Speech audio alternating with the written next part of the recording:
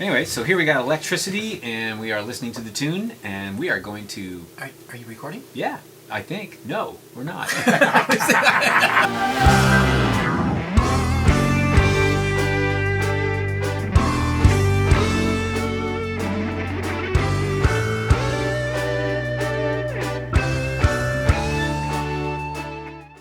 Okay, so we are listening to Where's My Electricity? Yes. By Elysian Drift, and we are going to be talking about where some of this stuff came from and what kind of inspiration we had.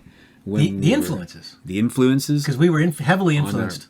We were under the influence. And it wasn't drugs. Well, No. careful now. In Ian's case, I don't know.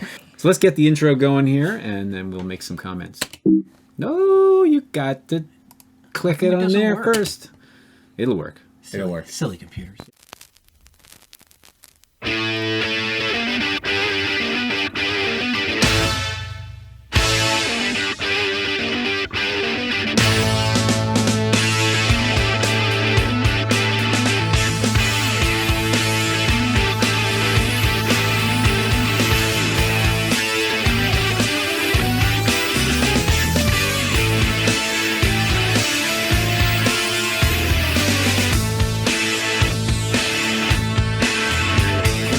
Okay, so in that intro, we have the electric guitar starting out, and I have to say the lead solo, the kind of Brian May lead solo, probably had inspired me at that time. It's a high A, kind of like doing a solo, but with a bunch of notes involved.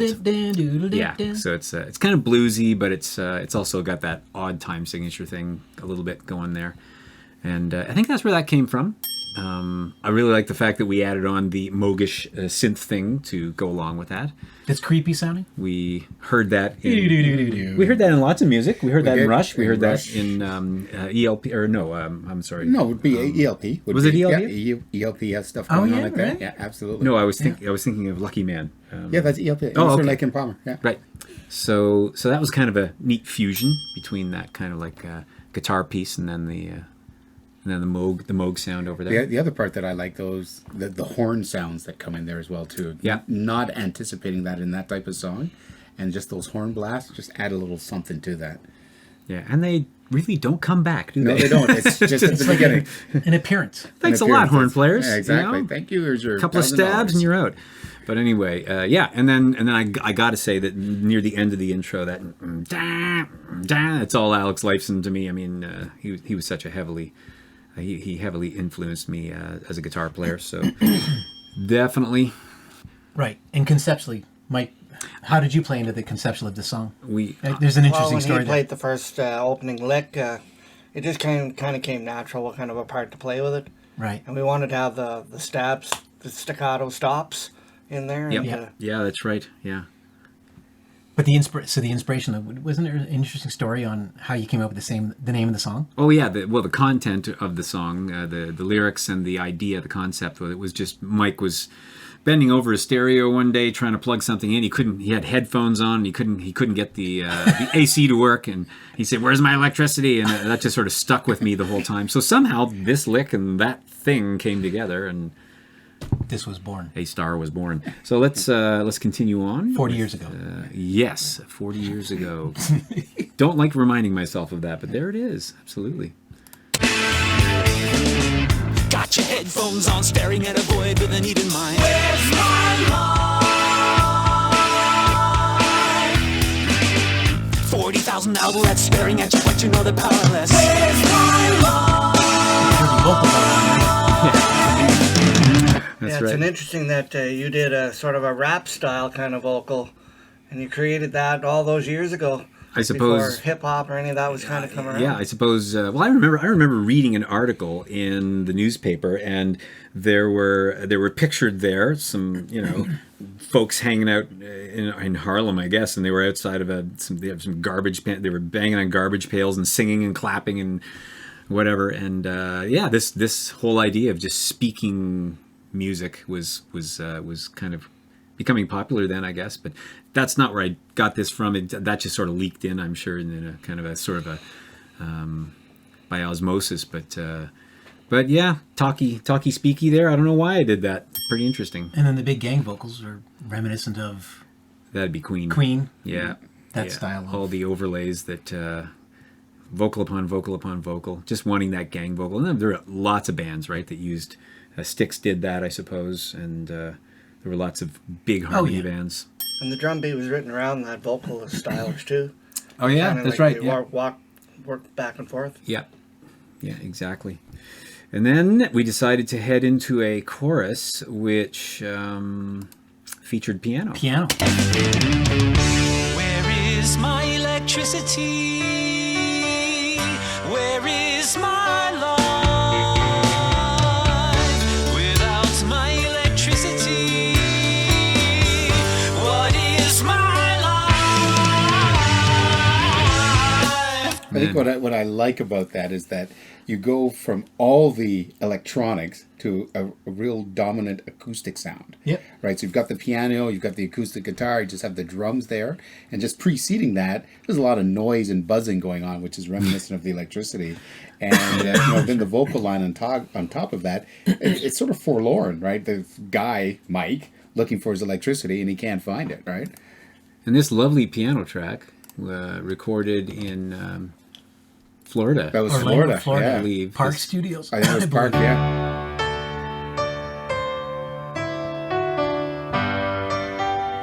We were really lucky to be able to use such a nice instrument to. It was a grand piano, I remember. Yeah. Yep, it Yep, was. beautiful job. It was a grand That was- piano, that and was you really know, it nice. held its tuning up well for 40 years, don't you think? It really That has, digital- except for the end of the song, Digital Yeah, preservation. which we will And the discuss. playing held up well too. It did too. That guy was awesome. I'd hire him. What is my life? Purdy drums. A little Yeah, bit. a little drum fill. there, rush more fill, fill yeah, here. yeah. Yep, absolutely. Of course, we didn't even listen to Jerry. Poor old Jerry. There he is here. So this is This is cool. That was Really a CD radio interesting. leakage, wasn't it? yeah. In fact, the astonishing thing about Jerry here. This guy is brother to the guy I had a summer job. I worked a summer Right. job for, Doug Macklem. This is Jerry Macklem. I think he's passed on now.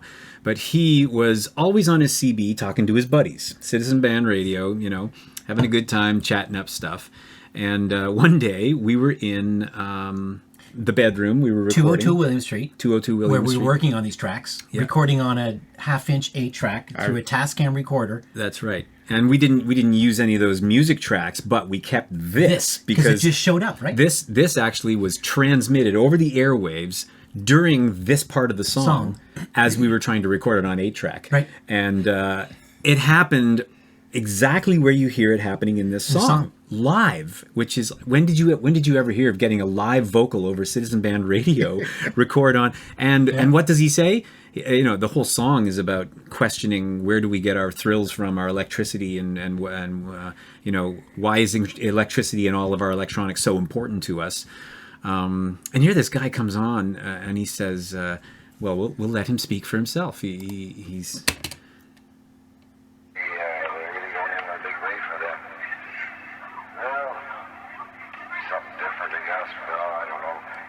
And it just sounds like the guy who's talking in the early 1900s about getting a telephone or something and and saying, I don't know about that business with a telephone, like it's just incredible that he's making a comment on something that people are all hyped about that I'm not sure if that's for me sort of thing. Anyway, Jerry, thank you very much. You are Talk about Ghost in the Machine. well, exactly. That's amazing. So perfect. Yeah, exactly. So that wraps up the interlude before we get second. Hoping in the darkness, see if you can plug in what you're hungry for. Where's my life? Choose another channel, hear another cup. I never make it up on. Where's my life? It's an idea there to have a high vocal with. Where is my electricity? Where is my life? Without my electricity, what is my Lakeside. Yeah, exactly. Yeah, goody.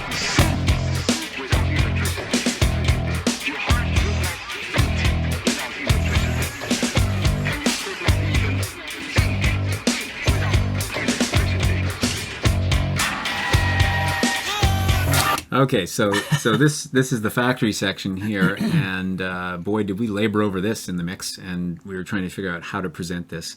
But really, it was a chance for sounds of industry, electrical sounds and such, drills and that kind of thing, to work their way into the mix and try to be part of this this soundscape that we were building about electricity. That speaking voice there, of course, we were not so lucky to record that over the airwaves live. Yeah. We took that from a physics lecture, which was just astoundingly cool and great. Yeah. And there it is. Fit well in there.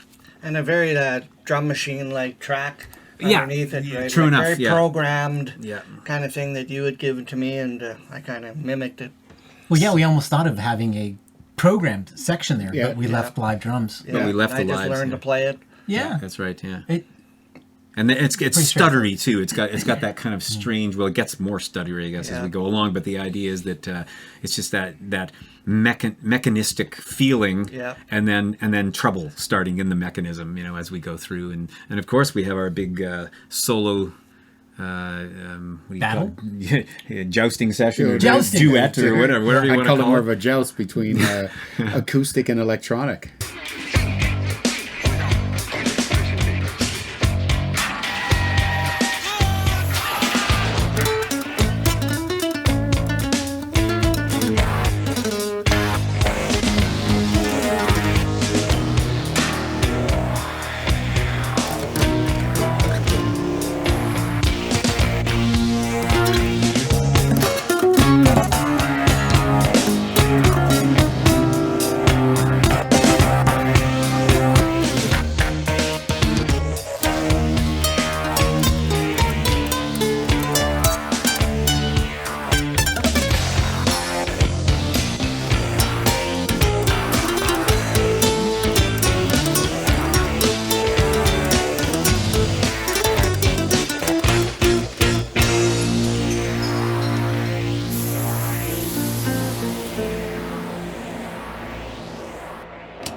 Cool. So that part, it reminds me, it's very Floyd-esque for me from The Wall. Okay, yeah, right. Where Pink is being, assailed by all these other elements, right, and That's all right. of spheres and everything. Yeah, That part I exactly, could almost see being almost like a cartoon with those spheres jumping on top of the. it's the being protagonist. overwhelmed by your Exactly. environment. And it was very Floyd-esque. Yeah, things start to effectively fall apart here, basically, Yeah. and then we have the wind up of the machines being shut down, like the factories had the biscuit there, and then the outro with piano.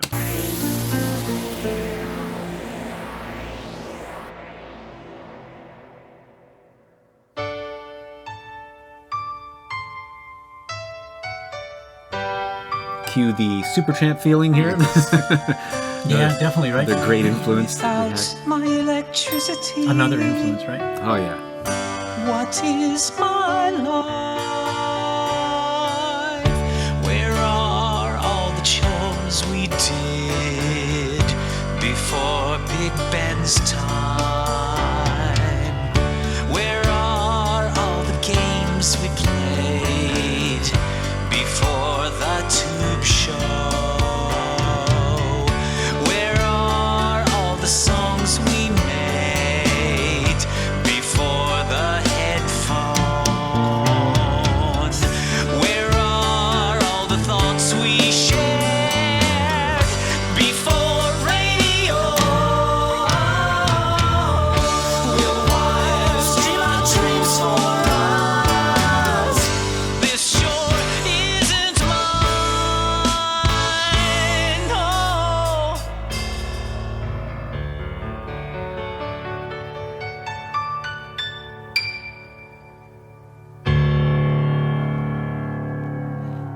The dying piano.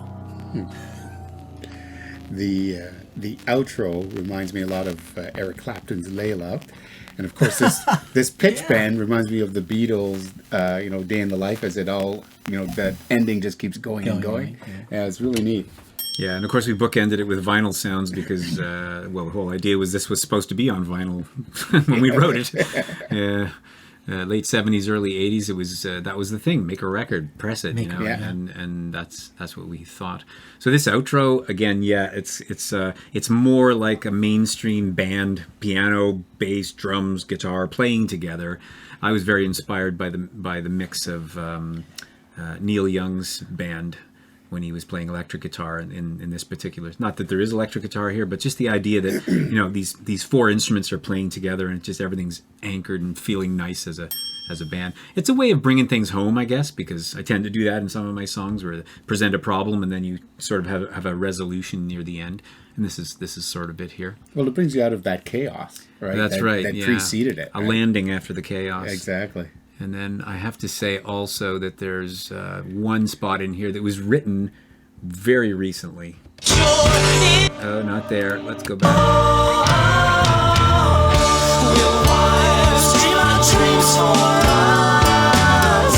That sort of never existed in the beginning, and I think that was because of the newer prog rock out and the way that people approach vocals and Dream Theater and that kind of thing. That's sort of where I got that from, and let that sort of grow. Just an additive, an addendum to all of this, because most of it was written ages and ages and ages ago. We haven't changed that much about it, I guess. No. But little tweaks here and there. How can you help it, right? Once in a while, just do something a little different. Well, and in finishing some of this material that was born 40 plus years ago, and it's 2019, and we're finally printed and released some of this for these songs that we started as teenagers. Yeah, and I think you can't but help use some of the things that you've learned, including the technology, right? Yeah, so think about that. When we started this, we were going to 2-inch tape, looking at an 8-song LP, all right, and now we're doing it all in the box, right? And, well, we and we've got so certainly much made more that. flexibility, Well, right? the drums are tape, right? Yeah. Drums are from just tape. drum to tape. Yeah. I think that probably when we recorded all of this in Ottawa, right at Ambience, I don't know if it's still there. Is it still called something different? Is it Raven or something? That was a Studio? different building, but it came from the same people, kind of. Yeah, but Ambience is what it was called when we were. It was a basement. It was in the Basement, basement, yeah. recording on Rito. I On think. Rito, yeah. On Rito's, yeah. A So set of condos there. But now. Phil Bova was the owner. There, I right. think. So it was cut all on 2-inch and preserved Yeah. right around 2000, probably to. Yeah, I think you dropped it. Yeah, you went from tape to, Yeah, to digital. yeah. We had to bake the tapes actually. Yeah, They were all getting sticky. yeah. But yeah, so the drums were all very little drum manipulation at all. Yep. on Yeah, true any of enough. this. Yeah, exactly. Some of the bass and drums were, some of the guitar, but then probably all the vocals, pretty much, were all fresh in the last 5-6 years. Yeah. And I think we can owe the appropriateness of the drum track to the fact that Mike and I had such a close relationship when we were writing stuff way back then. We just put a lot of effort into detail and how we wanted it to sound, guitar to drum sort of thing. And yeah, so that's Where's My Electricity in a nutshell. So now you're in the know. If you're watching this video, Now you know what kind happened. of know what was lingering in our heads. That's mold. Mold in our head. Yeah.